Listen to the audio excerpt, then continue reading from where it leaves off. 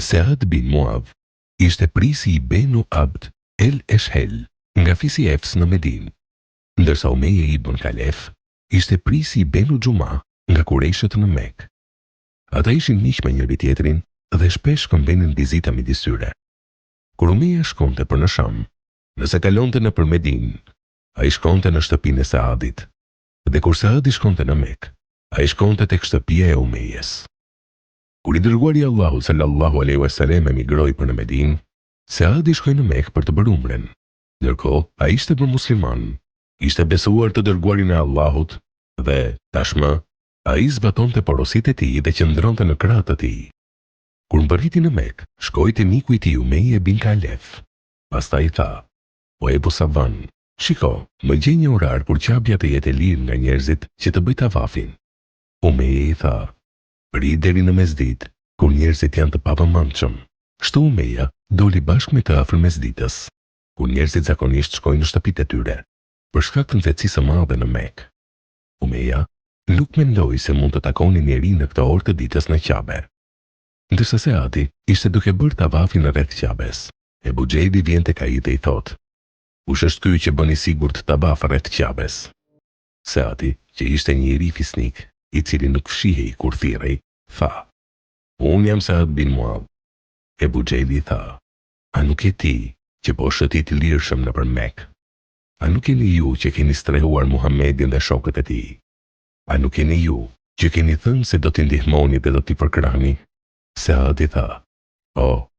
Ebu Xhejli tha: "Pasha Zotin, o të mos ishe me Ebu Savafin, nuk do të kthehesh e shëndosh në familjen tënde."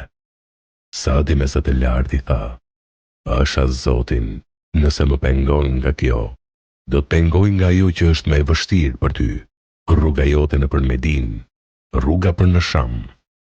Umeja i tha Saadit: "Mos e ngri zërin kundër Ebu el Hakemit, sepse ai është zotëria e kësaj lugine, lugina e Mekës." Saadi dhe Ebu Xhejli shkëmbyen fjalë të forta dhe kërcënuese ndaj njëri tjetrit.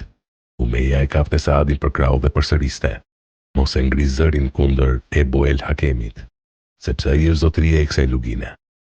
Saadi u zemrua me Umejan, pasi ishte më e drejtë që ai të mbështeste mikun dhe shokun e tij që kishte ardhur mysafir dhe të mos lejonte Ebu Xhehlin të komunikojë me të në këtë mënyrë.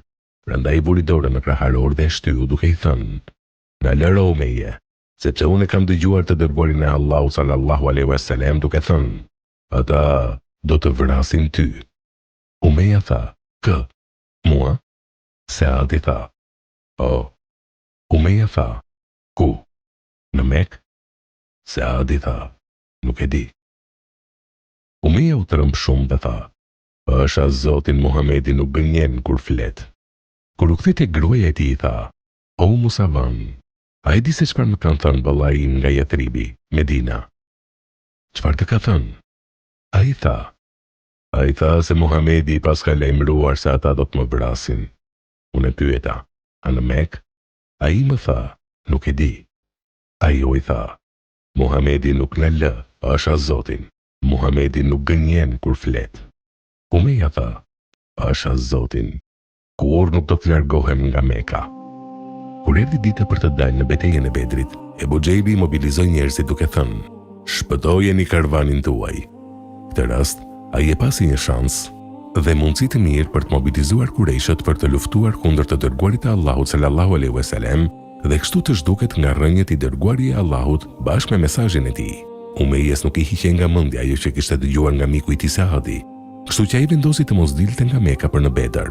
Ebu Xhejli erdhi te Umeja dhe i tha: "O Ebu Savan, ti je zotëria i banorëve të kësaj lugine.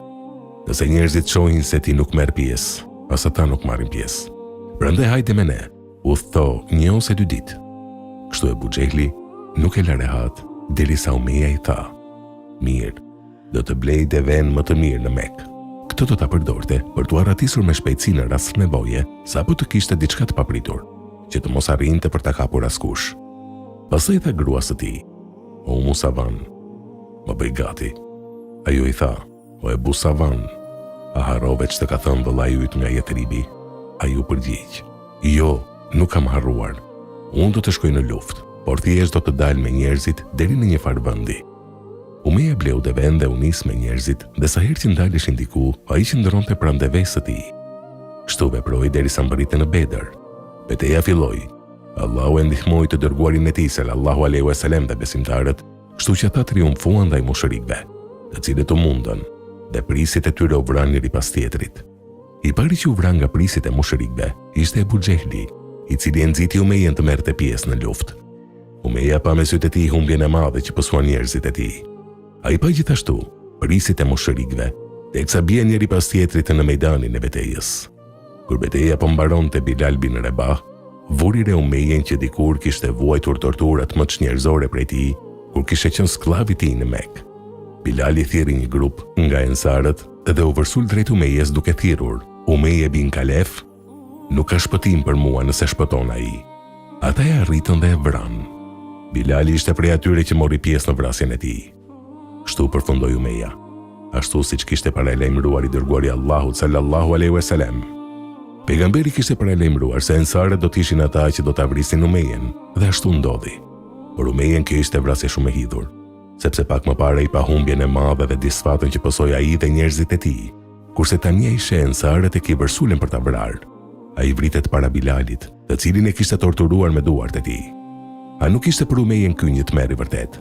Ishte të drejtë Saadi, i cili me sytë e tij pa këto ngjarje të thotë: Kjo është ajo që Allahu dhe i dërguari i tij na premtuan neve, e Allahu dhe i dërguari i tij e thanë të vërtetën.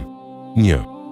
Ajo që të rreq vëmendje në këtë ngjarje është bindja e sigurt që mushrikët kishin në fjalën e të dërguarit të Allahut sallallahu alaihi wasallam. Të thot Haftazi Umeje, po ashtu dhe gruaja e tij. Kjo duket qartë gjithashtu në masat që Umeje mori, por dhe në paralajmërimin që i bënë shoqja. Ky është një argument që vërteton në njërin anë sinqeritetin e pejgamberit sallallahu alaihi wasallam, dhe në anën tjetër tregon se mohimi i tyre ishte çështje inati, ashtu siç e përshkruan ajeti kuranor. Ata nuk të gënjejnë ty, por ata mizor mohojnë argumentet e Allahut. Sa e çuditshme është me këta njerëz. Ata i besojnë fjalës së pejgamberit kur është çështja për jetët e tyre. Paqja dhe bekimet e Allahut qofshin mbi të dhe mbi familjen e tij, dhe janë të bindur se ajo ka për të ndodhur. Nga ana tjetër nuk e besojnë fjalën e tij kur ai thotë: Unë jam i dërguari i Allahut. A mund të mendohet se pejgamberi thotë vërtetën për jetën e tyre dhe gënjen kur flet në emër të Zotit? Jo, por kjo është një mospërputhje e qartë arsyetimesh në vetet e tyre. Dhe edhe pse bindshëm të besueshëm në to se ishin nga Zoti, i mohuan në mënyrë të padrejtë dhe me mendje matësi. 2. Vëmrese marrëdhëniet njerëzore ndërmjet muslimanëve dhe mushrikëve vazhduan. Për muslimanët hyrja në Islam, pranimi i tij, besimi dhe bindja ndaj tij, distancimi nga paganizmi dhe politeizmi, nuk nënkuptoi asnjëherë ndërprerjen e marrëdhënieve njerëzore, si miqësia, vizita dhe mikpritja. Kështu, vizitat ndërmjet Saadit dhe Umejes vazhduan edhe në Islam, madje edhe pas emigrimit për në Medinë dhe pas marrëveshjes së ensarëve për mbrojtjen e muslimanëve. Po ashtu vazhdoi dhe për kujdesjen ndaj të afërmve dhe pasurisë, siç ndodhi ndërmjet Umejes dhe Abdurrahman ibn el-Aufit radhiyallahu anhu. Kështu që Umeja ishte ai që ndoqi punët e Abdurrahmanit në Mekë dhe Abdurrahman ishte ai që ndoqi punët e Umejes në Medinë. Muslimanët janë pjesë e shoqërisë njerëzore.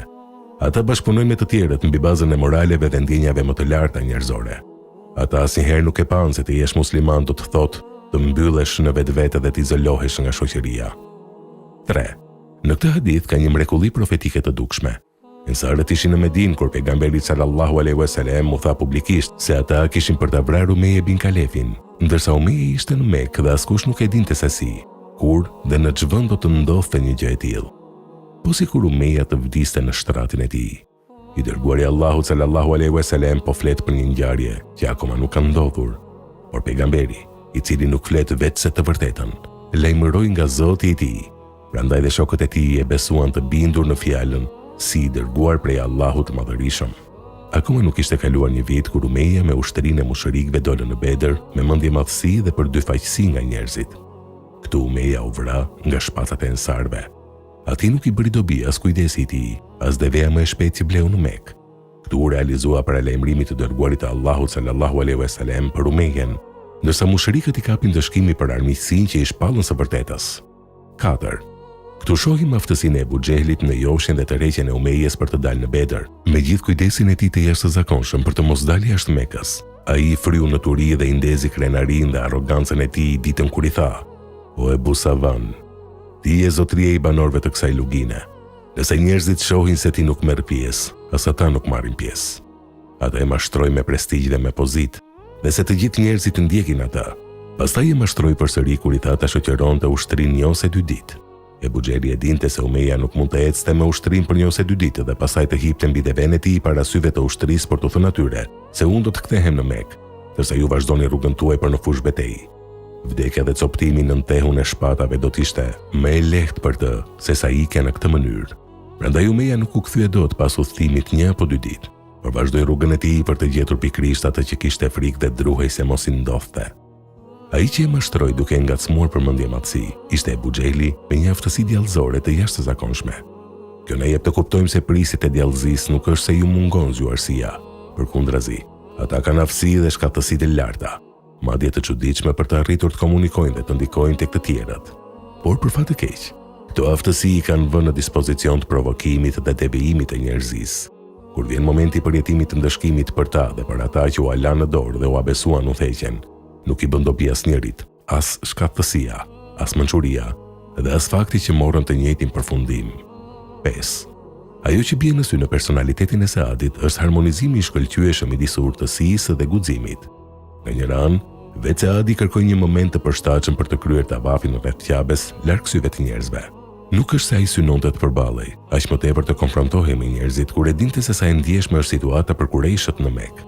Por kur ai dëgjoi thirrjen e Ebu Xhelit, nuk u përpoq të fshihej, as nuk shfaqi dobësi para thirrjes së tij. Përkundrazi, ju përgjigj me qetësinë më të madhe dhe në kulmin e krenarisë me një guxim të patundur. Ai foli në mënyrë të drejtë për drejtë, duke mbrojtur me guxim kauzën e tij përballë armikut. Ai dha përgjigjen e duhur çdo detaj të kësaj ngjarje. 6.